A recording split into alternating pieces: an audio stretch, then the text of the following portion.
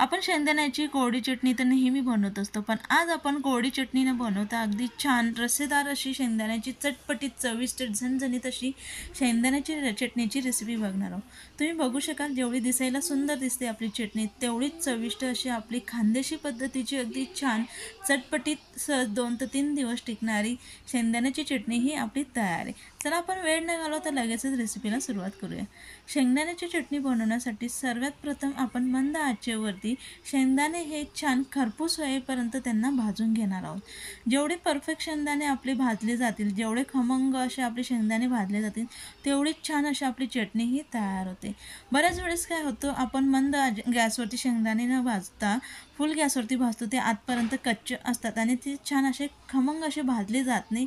जो काय त्याचा वरचा कवर असतो शेंगदाण्याचा, तो असा छान असा कडक म्हणू शकतो आपण, थोडं खमंग असं ते तयार होतं आणि त्यामुळे जी चटणी आपण बनवणार आहोत तर पाण्यामध्ये देखील शिजून ती मऊ न होता अगदी छान असे आपल्याला कुरकुरीत ज्यावेळेस आपण ती चटणी खाऊ ती लागते. तर आपण मंद आचेवरती शेंगदाणे हे भाजून घेतले. आता हे शेंगदाणे पूर्णपणे आपण गार करून घेऊया. तर आपले शेंगदाणे गार झाल्यानंतर लगेच आपण आता मिक्सरच्या भांड्यामध्ये शेंगदाणे हे भाजलेले शेंगदाणे काढून घेणार आहोत. जर तुम्हाला शेंगदाणे आवडत नसेल तर साल काढून घेतलं तरी काही हरकत नाही, पण मी आज सालासकट शेंगदाण्याचा वापर करणार आहे.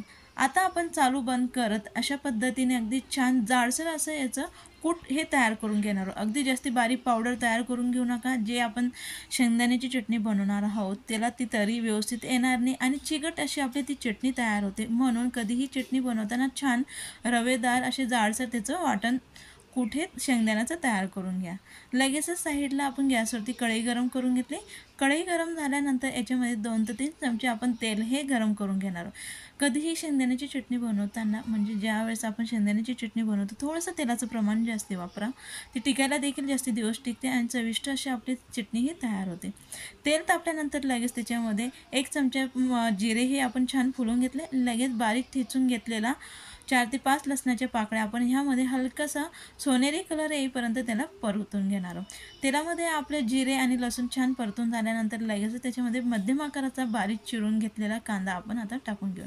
कांद्याचं प्रमाण आवडीनुसार आपण कमी जास्ती करून घेऊ शकतो. जर आपल्याला कांदा आणि लसणाचं प्रमाण सारखं देखील ठेवायचं असलं तरी काही हरकत नाही. थोडं जास्ती प्रमाणात आपण कांद्याचं प्रमाण वापरलं तरी काही हरकत नाही.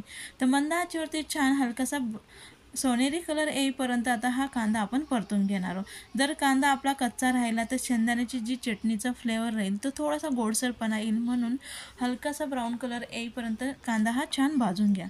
त्यानंतर लगेच त्याच्यामध्ये 1 चमचा धनेपूड, 1 चमचा हळद आणि आवडीनुसार आपल्याला चटणी कितपत तिखट हवी त्यानुसार लाल तिखट 2 चमचे मी लाल तिखट घातले. आता आपण अर्धा मिनिटभर हे संपूर्ण मसाले तेलामध्ये व्यवस्थित परतून घेऊया. मसाले आपले अगदी छान परतून झाल्यानंतर लगेच याच्यामध्ये मी अर्धा ग्लास पाणी हे टाकून घेतले. आता आपल्याला चटणी कितपत म्हणजे ग्रेव्ही ही कशी हवी चटणीची त्यानुसार आपण पाण्याचं प्रमाण करून घेऊ शकतो, कमी जास्ती. जर आपल्याला थोडीशी सैलसर जास्ती हवी असेल तर थोडं आपण पाण्याचं प्रमाण जास्ती घातलं तरी काही हरकत नाही. त्यानंतर चवीनुसार मीठ, बारीक चिरून घेतलेली कोथिंबीर घालून त्याला व्यवस्थित मिक्स करून मंद आचेवरती आता आपण ह्या पाण्याला छान उकळी आणून घेऊया. जर आपण फुल आचेवरती उकळी आणली तर त्यामुळे जी तेलाची तरी असते ती चालली जाते, म्हणून मंद आचेवरती छान उकळी आली आणि त्यानंतर आपण जे शेंगदाण्याचं पावडर कूट तयार करून घेतलं तर ते यामध्ये आपल्या गरजेनुसार आपण घालून व्यवस्थित मिक्स करून घेऊया. तर आता मी संपूर्ण शेंगदाण्याचं कूट हे टाकून घेतले, त्याला व्यवस्थित मिक्स करून घेतले. आता आपण कमीत कमी 2 ते 3 मिनटं मंद आचेवरती हे छान चटणी ही शिजवून घेणार आहोत, जेणेकरून जे काय आपले शेंगदाणे आहे ते छान शिजतील आणि आपली चटणी ही चविष्ट अशी तयार होईल. मंद आचेवरती छान मी चटणी ही उकळून घेतली, शिजवून घेतली आणि त्याच्यातलं थोडंसं पाणी देखील कमी हे झालं आहे. तर त्याला पुन्हा व्यवस्थित मिक्स करून घेऊया. आता आपल्याला कशी हवी चटणी, जर तुम्हाला थोडीशी पातळ हवी असेल तर आता तुम्ही लगेच गॅस बंद करून घेऊ शकता. थोडीशी घट्टसर हवी असेल तर पुन्हा 1 ते 1.5 मिनिटभर तिला शिजवून घ्या.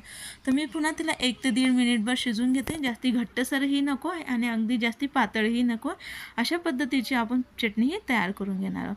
तर बघू शकाल अगदी परफेक्ट अशी आपली आता चटणी ही तयार झाली. लगेच गॅस हा बंद करून घेतला आहे. अगदी परफेक्ट अशी आपली चटपटीत झणझणीत अशी शेंगदाण्याची चटणी ही तयार आहे.